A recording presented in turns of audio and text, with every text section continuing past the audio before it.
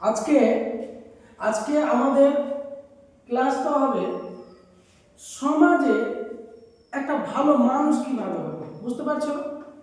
সমাজে ভালো মানুষ হওয়ার জন্য আমাদের কি কি প্রয়োজন, তো সেটা নিয়ে আমি ভেবেছি। দেখো, আমরা যদি 5Q রুলসটা মেনটেন করি তাহলে আমরা সমাজে ভালো মানুষ হয়ে যাব। এখন বর্তমানে সমাজে তোমরা দেখতেই পাচ্ছ অনেকজনের প্রচুর টাকা, অনেক ধন সম্পদ, অথচ ওর ব্যবহার ভালো না, কথা বলতে জানছে না। এটা একটা কিন্তু আমাদের জন্য ভালো মানুষ হওয়ার জন্য না। এটা তো ভালো মানুষ হওয়ার জন্য আমাদের যেসব প্রয়োজন সেটা একটু লক্ষ্য করে দেখো।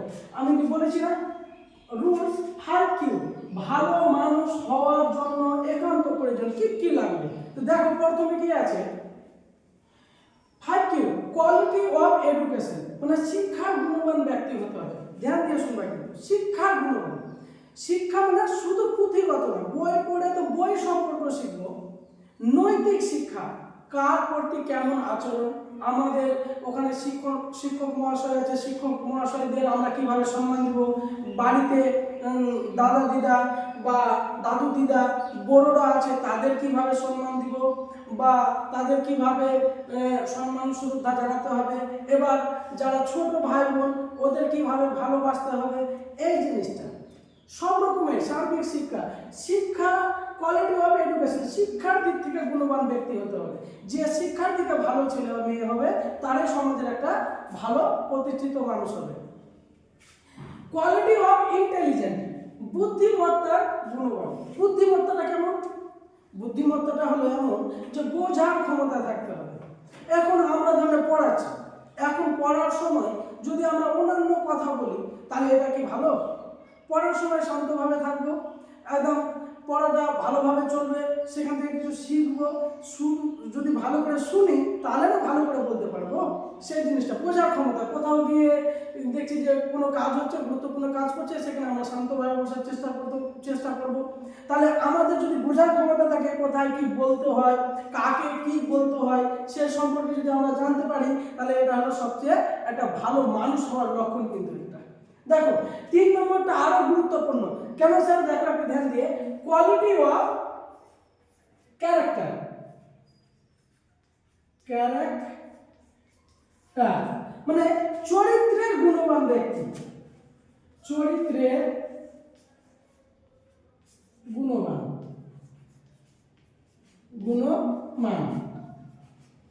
চরিত্রের দিক থেকে ভালো হতে হবে। চরিত্রের গুণবান ব্যক্তিকে সবাই ভালোবাসে। সমাজে যারা জ্বলে বা কেউ নেগেটিভ কথা বলে তাদের নিয়ে আমরা ভাববো না, ওদের দরকারও নেই। 80-20 মনে রাখবো, সমাজে 80% লোক ভালোবাসবে, 10% লোক কোনো কারণে ঘৃণা করতে পারে, কিন্তু আমি সবাইকে ভালোবাসবো। এটা তো আমার হাতে আছে, এটা আমার হাতে আছে। সেহেতু আমরা সবাই, আমি নিজেকে সবাই, মানে আমি সবাইকে ভালোবাসতে হবে, তোমরাও সবাইকে ভালোবাসো, সম্মান দিব। হ্যাঁ, কারোর প্রতি খারাপ নেতিবাচক ব্যবহার করবো না। তাহলে চরিত্রের দিকটা গুণবান হতে হবে। কথায় বলে, অনেকে বলে, আমরা দেখেছি অনেক জায়গাতে, সাধু সন্তরাও বলে, কি বলে, যে যদি টাকা হারিয়ে যায়, ধন সম্পদ হারিয়ে যায়, তাহলে আবার ইনকাম করা যাবে, আবার উপার্জন করা যাবে, কিন্তু যদি চরিত্র একবার হারিয়ে যায় তাহলে সুন্দরভাবে আর গঠন করা যাবে না। চরিত্র হারিয়ে গেলে সব হারিয়ে গেল। তাহলে চরিত্র গুণবান ব্যক্তিরাই সমাজের জন্য সবচেয়ে ভালো মানুষ হয়। কিন্তু এটা একটু লক্ষ্য রাখতে হবে। এবার দেখো 4 নম্বর, এটাও খুব সুন্দর আছে। সেটা কি? Quality of support. সমর্থনের গুণবান। সমর্থনের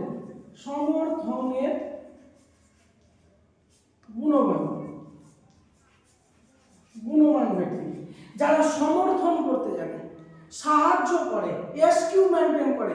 যেমন আমার ধরুন, আমি রাস্তা পথে চলছি, কোথাও বৃদ্ধ মানুষ কিছু নিয়ে যাচ্ছে বোঝা বা কোনো ভারী কিছু নিয়ে যেতে পারছে না, তো সবাই হাসে। অনেক ছেলেমেয়েরা যেমন হাসে, দেখেছি যে বলে হাসে, পারছে না, উল্টে পড়ে গেল। এটা নিয়ে রহস্য করা কিন্তু একটা খুব খারাপ ব্যবহার। আমরা যদি ওই পথে যাই তাহলে ওর বোঝাটা নিয়ে চলে গেলাম। যদি কেউ কিছু উঠাতে না পারলো তো ওকে উঠিয়ে দিলাম। দেখবে বয়স্ক মানুষের আশীর্বাদ দিবে, সুখে থাকিস বেটা। তাহলে বল, একটা বয়স্ক মানুষের আশীর্বাদ পাওয়া ভগবানের আশীর্বাদ পাওয়ার সময়, সেই জিনিসটাও লক্ষ্য রাখতে হবে। বুঝতে পারছি কিনা ব্যাপারটা? ভাববো কিন্তু একটা বুড়ো মানুষের আশীর্বাদ পাচ্ছি, তাহলে আমার জীবনের জন্য একটা ভালো উৎসাহ দিচ্ছে যে আমাকে একটা মানুষ আশীর্বাদ দিল। তাহলে যারা অসহায় ব্যক্তি তাদেরকে কিন্তু আমরা সর্বদা সাহায্য করবো। তোমাদের মধ্যে দেখলে কারো রুল ছিলার মেশিন নেয়, শার্পনার একটা নেই, তাহলে রুল ছিলার মেশিনে দিয়ে একটু রুলটা আমার পরিষ্কার করে ছিলে দিল, তাহলে ওর একটা কাজ হয়ে গেল, তাহলে ওকে একটু সাহায্য করা হলো। কেউ কাউকে দেখে হিংসা করবে না, ও অঙ্কটা জানছে এ জানছে না, তো ওকে একটু দেখিয়ে দেবো। পরীক্ষার রুমে না, পরীক্ষার রুমে যাচাই করা হয়, ওখানে হেল্প করাকরি আমার দরকার নেই। কিন্তু যখন ক্লাস চলবে, ক্লাসের পরে যদি কেউ জানতে চায় তাহলে ওকে একটু হেল্প করে দিই, তাহলে ও একটু জানতে পারলো। দেখো সব জায়গাতে অনেক জায়গায় যেখানে যেখানে যাবে অনেক অসহায় মানুষ দেখতে পাওয়া যায়। তাদের যদি অসহায় মানুষকে আমরা সাহায্য করতে পারি, সাহায্য মানে কি টাকা দিয়ে সাহায্য করতে হবে এমন ব্যাপারটা তো বলিনি। কাউকে আবার দেখবি যে সময় দিয়ে সাহায্য করলো, যেমন রুল শার্পনার দিয়ে সাহায্য করে দিলে, এখানে কোথাও বোঝা উঠিয়ে সাহায্য করে দিলাম, এটাই তো একটা ভালো মানুষ হওয়ার লক্ষণ। যারা অসহায় তাকে সর্বদা সাপোর্ট করব, এটা হলো সবচেয়ে একটা ভালো গুণবান ব্যক্তির লক্ষণ, যে ভালো মানুষ হবে। এবার সবচেয়ে আর একটা গুরুত্বপূর্ণ বিষয় কি, সেটা হলো কোয়ালিটি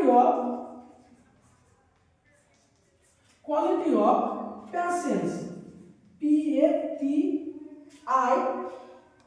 PATIENC, প্যাশেন্স, ধৈর্যের গুণবান, ধৈর্যের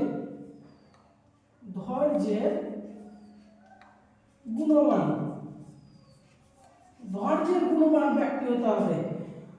সহনশীলতা, হ্যাঁ, ধৈর্যের গুণবান, সহিষ্ণুতা রাখতে হবে। যে কোনো কাজ করি না কেন মনে ধৈর্য রাখা একান্ত প্রয়োজন। এখন ধরো আমরা ক্লাস করছি, তো 40 মিনিটের ক্লাস, যদি আমরা ধৈর্যের সঙ্গে শান্তভাবে শুনি, শিখি, তাহলে আমরা ভবিষ্যতে সেই জিনিসটা সুন্দরভাবে বলতে পারবো, শিখাতে পারবো। তাহলে এটা আমাদের জন্য কত উপকার। ধৈর্য রাখতে হবে।